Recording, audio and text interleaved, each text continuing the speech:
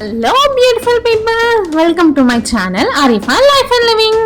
రోజు మన వీడియో వచ్చేసి let's make cheese garlic bread in air fryer. దీనికోసం బిఫోర్గా మనం లూక్వామ్ వాటర్ తీసుకోవాలి, 1/3 cup and active dry sugar. అండ్ ఇక్కడ నేను 1 కప్ వరకు మైదాన్ అయితే తీసుకున్నాను. అండ్ టేస్ట్కి సరిపడా సాల్ట్ యాడ్ చేసుకోవాలి. ఇప్పుడు మనం ఒక బౌల్ తీసుకొని అందులో లూక్వామ్ వాటర్ యాడ్ చేసుకోవాలి.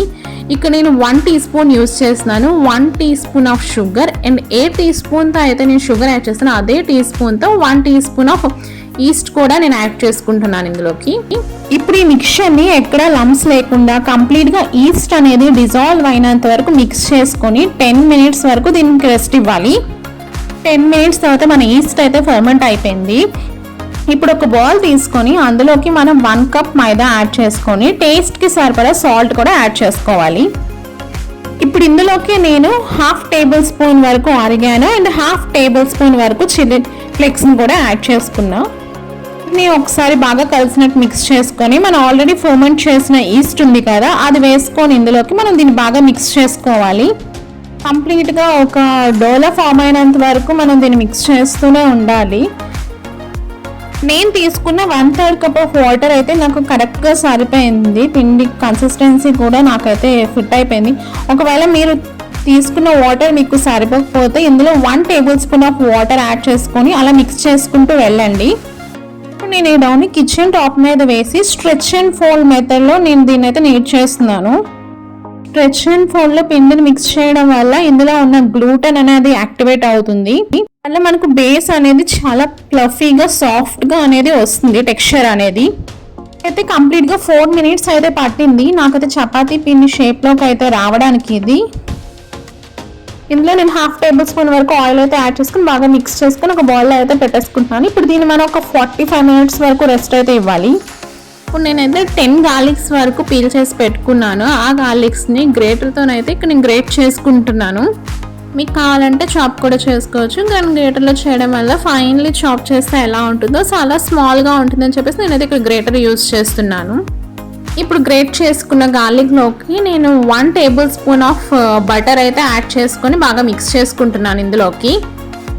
నేనైతే రూమ్ టెంపరేచర్లో పెట్టుకున్నాను బటర్, అదే నేను యూజ్ చేస్తున్నాను ఈజీగా మిక్స్ అవుతుందని చెప్పేసి. ఇప్పుడు ఇది మిక్స్ అయిన తర్వాత దీన్ని ఒక సైడ్కి పెట్టుకుందాం. ఇప్పుడు మనం ఎయిర్ ఫ్రైయర్ని ప్రీహీట్ చేసుకుందాం.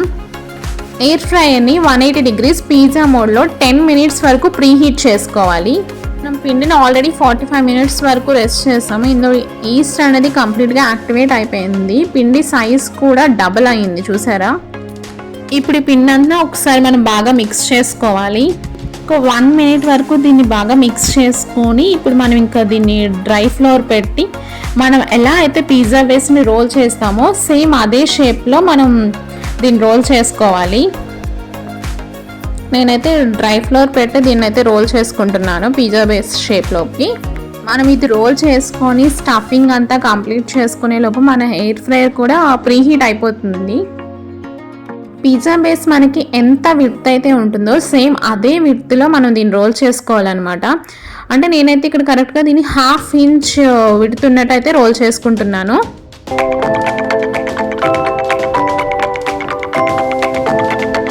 రోలింగ్ అయితే ఆల్మోస్ట్ కంప్లీట్ అయిపోయింది. ఇప్పుడు రోలింగ్ కంప్లీట్ అయ్యాక నేనైతే ఇక్కడ కెచప్ అప్లై చేస్తున్నాను. మీ దగ్గర కనుక పిజ్జా సాస్ ఉన్నా షెజ్వాన్ సాస్ ఉన్నా అది అప్లై చేసుకోండి, కొంచెం స్పైసీగా టేస్ట్ అయితే ఇంకా బాగుంటుంది.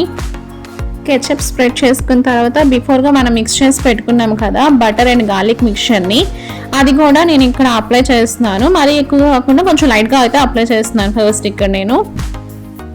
మీకు కావాలంటే ఇందులోకి ఆనియన్, క్యాప్సికమ్ అండ్ పన్నీర్ ఇవి కూడా యాడ్ చేసుకోవచ్చు. స్టఫ్డ్ గార్లిక్ బ్రెడ్ కూడా మనం చేసుకోవచ్చు. ఇప్పుడు నేను ఇందులోకి చీజ్ యాడ్ చేస్తున్నాను. ఇప్పుడు చీజ్ని కూడా మనం ఈవెన్గా స్ప్రెడ్ చేసుకోవాలి. మీకు కావాలంటే ఇందులోకి మీరు మిక్స్డ్ హెర్బ్స్ కూడా యాడ్ చేసుకోవచ్చు. నేను ఆల్రెడీ ఆర్గాన్ అండ్ చిల్లీ ఫ్లేక్స్ని పిండి కలుపుతున్నప్పుడే వేసాను, సో నేను మళ్ళీ ఇక్కడ స్పెషల్గా అయితే ఏం యాడ్ చేసుకోవట్లేదు. ఇప్పుడు నేను లెఫ్ట్ సైడ్ ఉన్న పిండికి కట్స్ అయితే పెడుతున్నాను. ఇది మనం కావాలంటే సీల్ చేసిన తర్వాత కూడా పెట్టచ్చు, బట్ నేనైతే బిఫోర్గానే పెట్టేసుకుంటున్నాను, కొంచెం సీలింగ్కి ఈజీగా ఉంటుంది అని చెప్పేసి. కొంచెం నీట్గా సీల్ చేసుకోవాలి, ఎక్కడ అది బయటికి లీకేజ్ అవ్వకుండా అయితే మనం సీల్ చేసుకోవాలి. ఆల్రెడీ ఎయిర్ ఫ్రైయర్ ప్రీహీట్కి పెట్టాం కదా, ఆ ప్రీహీట్ అయితే కంప్లీట్ అయిపోయింది. ఇప్పుడు మనం ప్రిపేర్ చేసిన గార్లిక్ బ్రెడ్ని దీనిలో కొంచెం నీట్గా ప్లేస్ చేసుకోవాలి. మనం మిక్స్ చేసుకున్నాము కదా గార్లిక్ అండ్ బటర్ మిక్చర్, అది లైట్గా మెల్ట్ చేసుకోవాలి. మెల్ట్ చేసుకొని దాన్ని నేనైతే సిలికాన్ బ్రష్తో దీనిపైన అయితే అప్లై చేస్తున్నాను. బటర్ అప్లై చేయడం అయితే కంప్లీట్ అయిపోయింది. ఇప్పుడు మనం దీన్ని తీసుకెళ్ళి ఎయిర్ ఫ్రైయర్లో ప్లేస్ చేసేయడమే. సేమ్ పిజ్జా మోడ్లో 180 degreesలో 15 minutes వరకు మనం దీన్ని అయితే బేక్ చేసుకోవాలి.